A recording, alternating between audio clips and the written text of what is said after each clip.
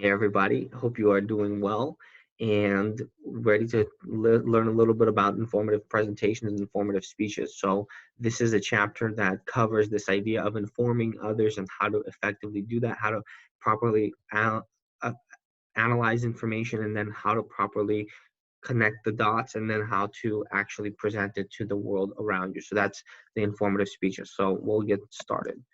So the first thing that we got to talk about is the preview, which is we're going to talk about techniques for informing, the different types of informative speeches, and then the steps for developing your informative speech. So when we're talking about an informative speech, we're talking about a speech that provides information for for the audience. Now, you already had done an informative speech, but this is also going to help you in your persuasive speeches because, in many ways, informative and persuasive speeches are similar in that they may be organized in a similar way. They just have different purposes. The informative speech's goal is to provide you with information, and persuasive speech's goal is to actually move the audience to action. So you might have some sort of an additional step in the persuasive speech saying, okay, go do this, or go try this, or go and stop doing this. And that's where persuasive speech comes in with some sort of a call to action. But we're going to be discussing some techniques that you can use for informing others, and how do you develop your informative speech in a way that makes sense to the audience. How do you organize it well?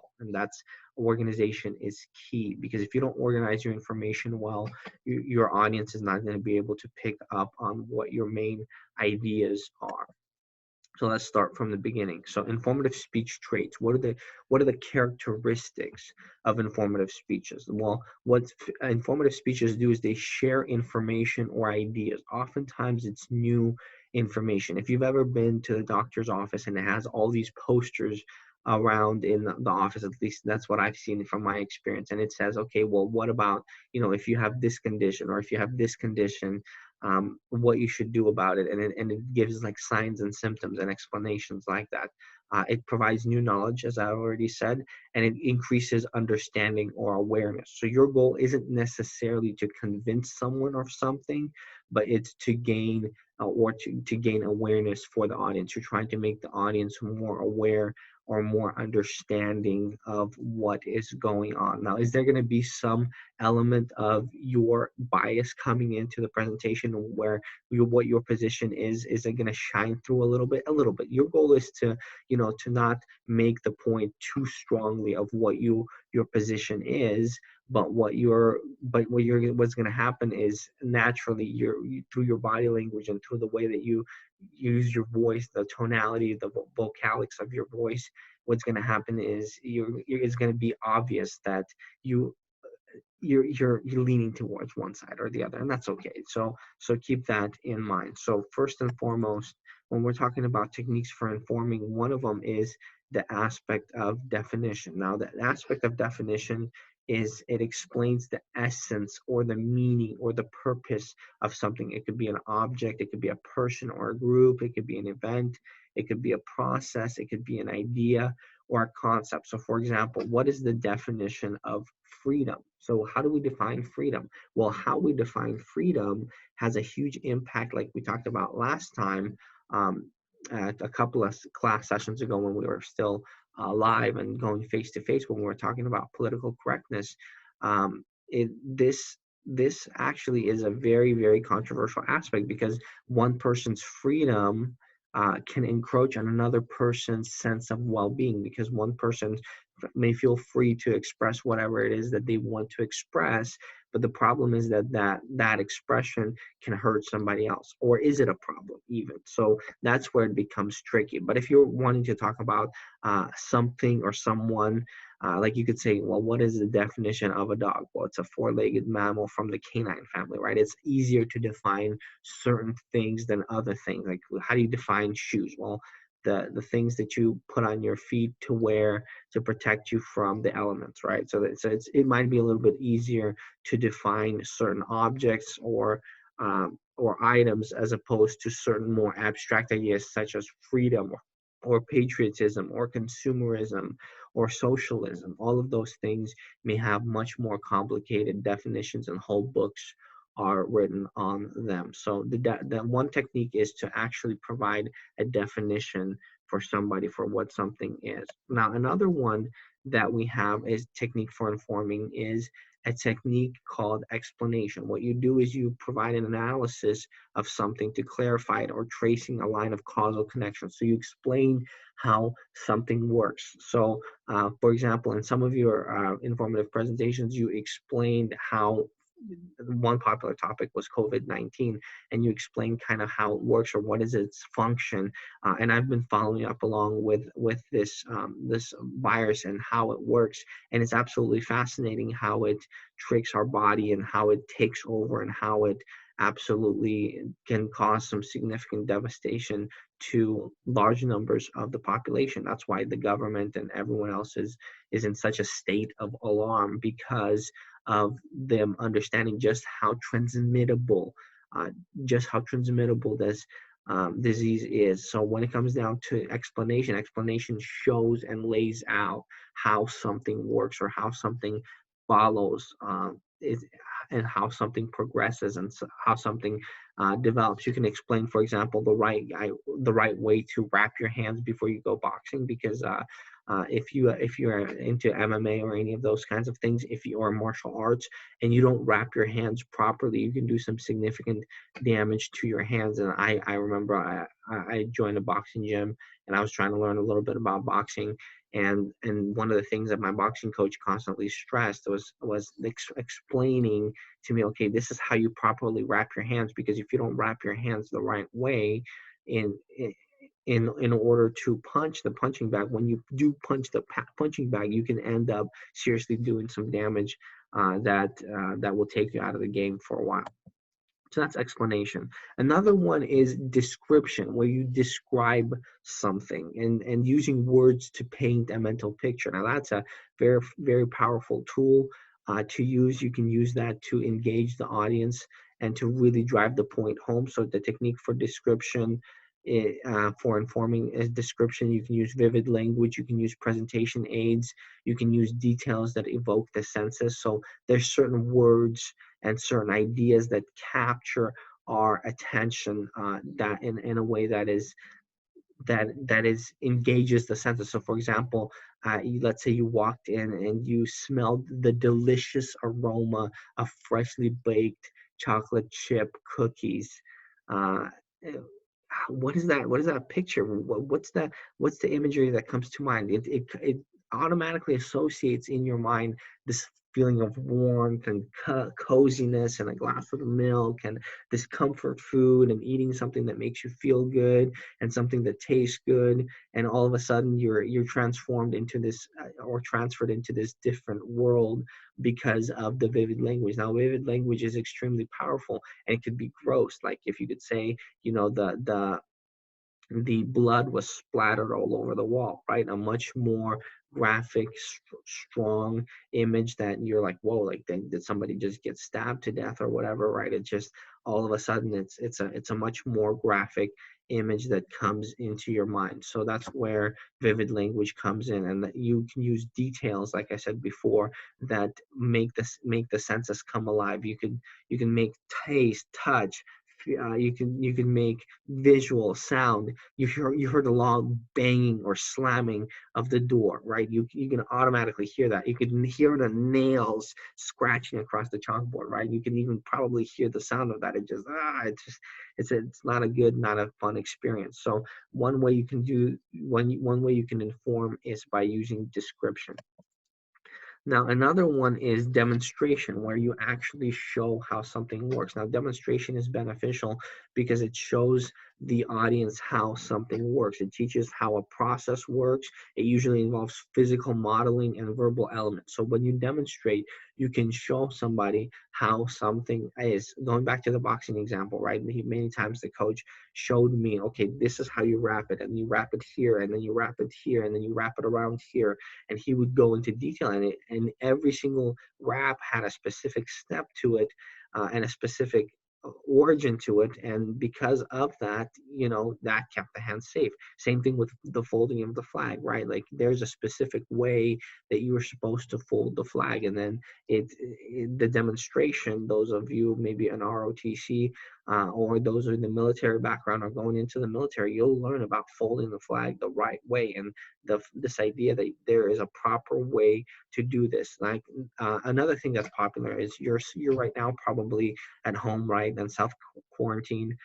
You're not going out as much as you used to, so you're probably not going out and buying food as much as you used to, at least in terms of eating out. And so what happens is that when it comes down to the eating out, you're probably you're cooking at home. And so what happens is you're probably watching videos of maybe Gordon Ramsay or whoever what your favorite chef is doing certain kinds of food dishes, and you're looking at the demonstrations, and you need the visuals or the video or the step-by-step instruction and the physical modeling of how to do certain things. Because if it was just written out, I'm lost. Like if it's just written out line by line by line by line, I'm automatically lost. But if it's actually explained and shown to me, then all of a sudden I'm somewhat competent at being able to make it. So if you remember, the demonstration helps you see and picture how a process works.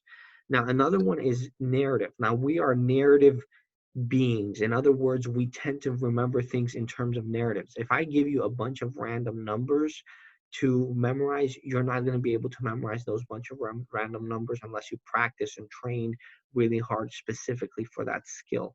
But if I tell you a story that has a compelling ending and a compelling drama and plot line, then if that story will be remembered by your brain much more effectively. So stories that entertain and informs, and if you can get your audience and understand what your audience is interested in, then the stories will be all that much more engaging and and memorable for the audience. So please remember, narratives, we are narrative individuals, we're narrative beings, we're narrative loving people. So whenever a narrative is spoken of and is spoken well, then the idea is that your brain automatically, because your brain tends to think in narrative, your brain will automatically drive drive that into your memory. So your memory is engaged much more efficiently when there is a narrative present.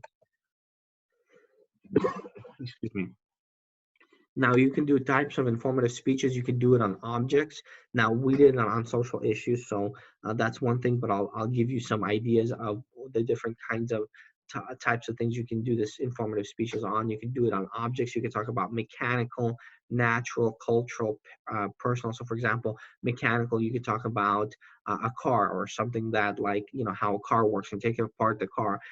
Something natural, you could talk, for example, about the trees and the giant sequoias at Sequoia National Forest or National Park. I don't remember what it is, but whether it's a park or a forest. But when it comes down to the sequoias, they're beautiful. They're majestic. They're absolutely awe-inspiring. And if you look at it, you could study the history of it. You could talk about, well, where did they come from and how long have they been around? And you'll find out that they've been around for a really long time. They're much older than you may initially think. And so then you also have cultural aspects of it. Well, you could talk about different kinds of cultures, and we did that in our cultural artifacts presentation, which was an informative presentation itself.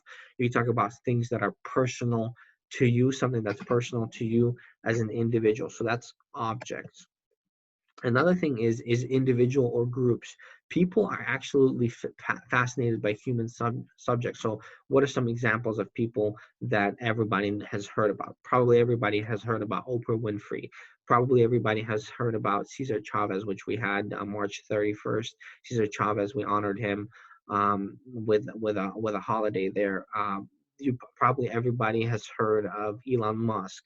Everybody probably has heard of Steve Jobs, right? There's individuals are very those who shape the culture and society are the ones who are being talked about, and a lot of people are writing words, or a lot of people are writing books and essays about their lives.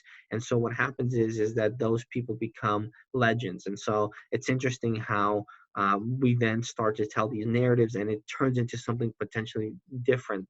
That person gets turned into something else, right? They become potentially idolized and viewed as being greater than. But then sometimes those narratives and those books like lower them a rung or two and say, well, actually, Steve Jobs wasn't all that nice when he worked, right? You didn't want to get across him and a deadline, stand between him and a deadline. So when it comes down to it, individuals or groups play a key role when we're talking about informative presentations. Another thing is events, notable or exceptional occurrences, and they blend narrative and description. So events are important is in that they state what's when something happened and how it happened and how things progressed. So, for example, this narrative here that is showed in this image box is the narrative of somebody becoming a U.S. citizen, and that's actually something that I had the opportunity and the privilege of going through of becoming a U.S. citizen. And there was a whole ceremony to it, and there's like an interview, and then they like asked me all these different kinds of questions, and they dug into my life. They like interrogated, like not really interrogated me, but kind of a little bit, and then they asked me all these questions, and then after that, they're like, okay, you can go to the ceremony, you swear an oath to the US of A, and then you finally get your citizenship. So events are notable in our lives. We tend to remember important events. Now, the stronger the emotion, the more we remember the event. So if the emotion is, for example, very positive or very negative, it's something that could be traumatic or something that is very, very beneficial or life-giving. And so there's a lot of people talk about PTSD. So when somebody goes through a challenging experience, they have post-traumatic stress disorder. But then there is also PTSG, which is post-traumatic growth, and this idea that you actually grow through that process. And post-traumatic growth is when you take a difficult situation, a difficult experience, and you build on it, and you build positive, not necessarily associations, but you build positive lessons learned from that. And so something that may have been challenging and painful, it's actually something that now is all of a sudden life-giving to you. So events that have strong emotions attached to them are the ones that we're going to tend to remember. Now, another one is process. It's a series of steps or stages that lead to outcomes. So it shows how one thing leads to another. Now, processes have to do with progression of one thing to the next. So if you were talking about, well, how do I become successful in my, for example, major, because a lot of you are going through school and through college. Well, one of the things that you want to be aware of is that just getting good grades isn't enough. You want to be also involved in different kinds of extracurriculars, kind of clubs, maybe fraternities, sororities, whichever ones you choose to engage in. But one of the processes of being an effective student is being an engaged and uh, and participatory individual. So somebody who participates in the various opportunities that are presented to you in the university. So that's why a lot of students will go out there and they will go for student body president or student body treasurer or any number of those positions, because that helps you uh, be more marketable when you actually come out with a degree, because you say, well, not only did I pass my classes and work a job, but I also did this and this and this. And then all of a sudden they're like, oh, so now you have real life experience in this area because you, for example, were student body president and you knew how to navigate the challenges of the of negotiation and talking to people and talking to different parties and figuring out what the administration wants, figuring out what students want, and making that all come together and meld together. So processes are important steps towards realizing your goals. Now, ideas, theory, principle, belief, or value, they're the most abstract. They can benefit from real life analogies and they can connect with the audience. So this idea is, you can talk about this element of ideas, and we talked about concrete versus abstract, where concrete is something that's very clear and abstract is something that's very unclear. So for example, if we say, well, what does it mean to be successful? Now, some of you may say, well, successful means that you're making a six-figure income and you're at the top of your field, right? Now, somebody else might say, well, no, actually what success is is being able to have a good family and have a good family home life and having a good work-life balance. Somebody else says maybe success is being famous and being well known. All right, somebody else might have another different kind of idea of success. So when it comes down to this element of ideas, they're very abstract and they're very debatable. So when you're talking about ideas in your own context and in your own speeches, remember that they could be a little bit too abstract for the audience. So you want to engage the audience and talk to the audience and use language sometimes that is more concrete so that they understand where you're coming from, or provide justifications for why you're saying what you're saying. Why is it that having a good income is the most important thing when it comes down to success, right? Like, or why is it that having a good family life or good work-life balance, or why is it having fame is the prerequisite towards your definition of success? So ideas are the most abstract. You might want to try to make them a little bit more concrete when you talk about things. And remember, they're highly debatable, right? And that people get passionate about these topics and like to debate about them. Now, let's talk a little bit about analyzing your audience. So remember, demographics, there's things that fall into your demographics, such as age, gender, religious affiliation, political affiliation. All of those different kinds of things fall into your demographics. And they also have to do with your common ground. So where does your audience have common ground? So in your class, in a typical class, you'll have a wide range of views about a wide range of things. You're going to have a wide range of perspectives on various topics. And so what happens is that with common ground, what you're doing is you're saying, okay, what is it that we have in common? What can we say is important for us all? So if we're talking about this, pollution, all right, and we're talking about the amount of pollution that's happening around the world with plastics and those kinds of things, the you can start building common ground by showing people pictures of how a lot of beaches are absolutely destroyed and devastated by plastic waste, and just how much plastic waste there are. And so you could start building that kind of common ground. Now, you might have still people in the audience resistant to the idea, so don't assume that you'll be able to build common ground with absolutely everyone, but you will be able um, to be connected to, or to build common ground with most people. You can find things that most people have in common. Like, most people want to have love and significance and purpose in their lives. Not most people don't go around and say, I want to have a crappy life, right? Like most people don't do that. So when you build it around positive emotions and common humanity's goals, common goals that humanity may have or may want to agree on, then those kinds of things can build common ground between individuals. Now let's talk about selecting a technique. Now, if you're trying to demonstrate something, if you're trying to show an audience something, then what you're going to be using is you're going to be using a forum, or you're going to be looking at audience size. Because if you're trying to show something to people, you have to be aware of how big the audience is. And if it's a large audience and you're showing how to cook something, you might want to use a doc cam or something that will zoom in and show what the process is like. If you're having a large audience and you're talking about, DNA, you might have a picture, a large picture of a DNA strand on the PowerPoint. Now, if it's in a lab setting and if it's nice and intimate, you may not have to enlarge or figure out ways to make that material and content more accessible, because everyone can just gather around and see what is going on.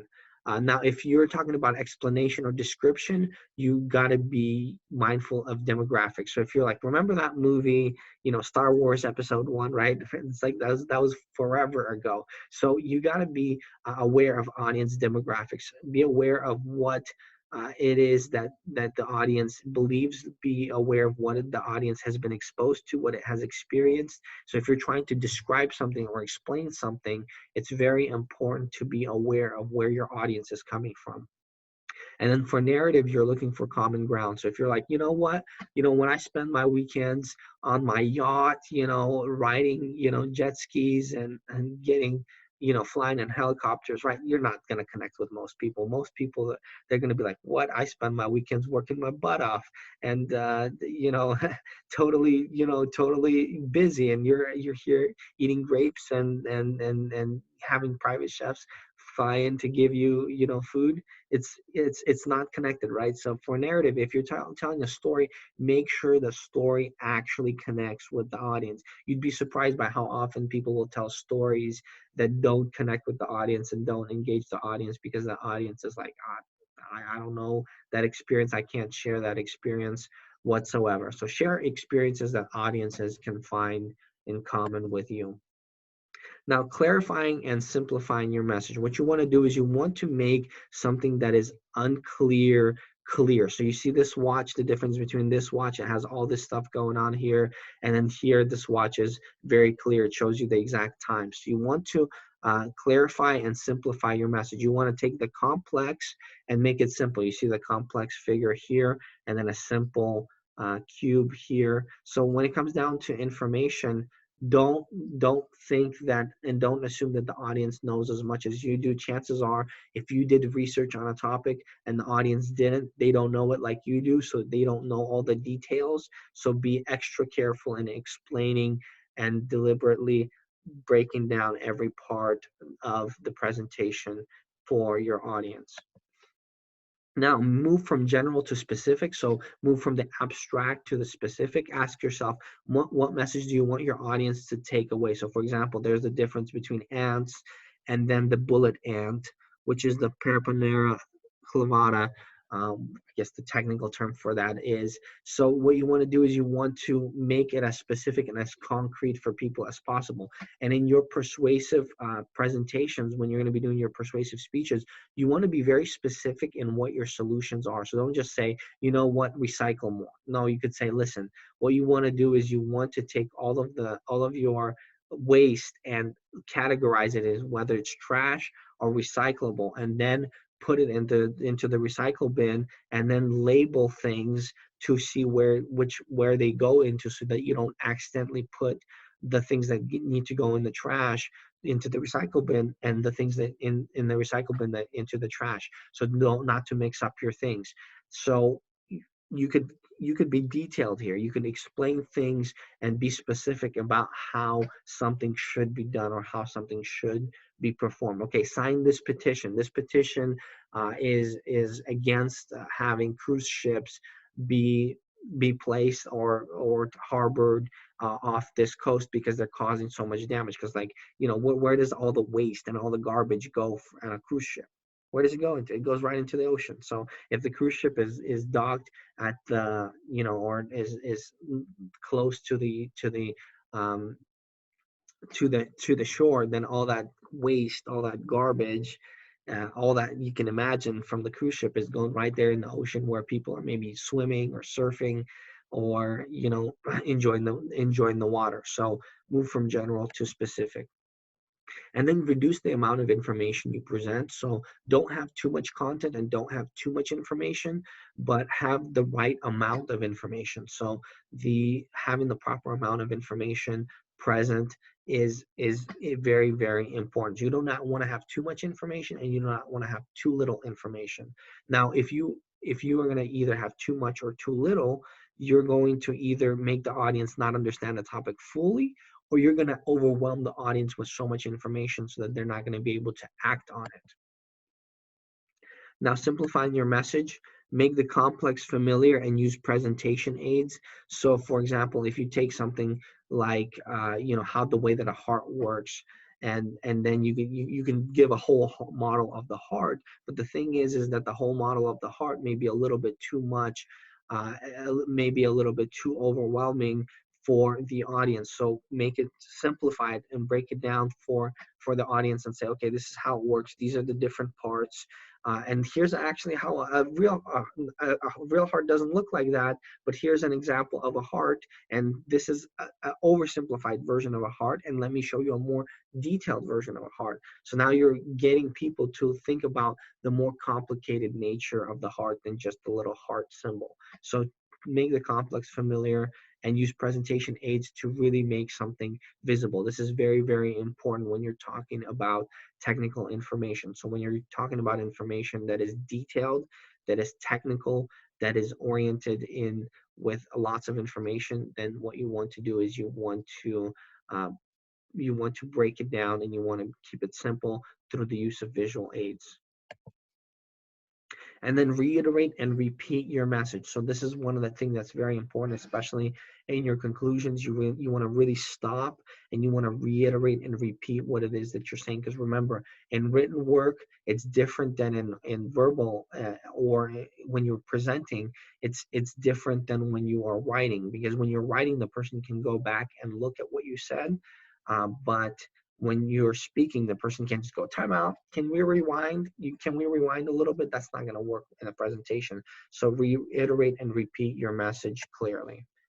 And that brings us to the end of the chapter. We talked a little bit about the techniques of informative speeches. We talked about the strategies, the different types of informative speeches, this idea that you need to be aware of people's demographics and common ground. We also talked a little bit about the importance of making the presentation come alive by telling narratives, by demonstrating how things work, how to simplify messages and make sure that the material is not too complicated. And so that kind of brings us to a conclusion of the presentation. Thanks so much for your time.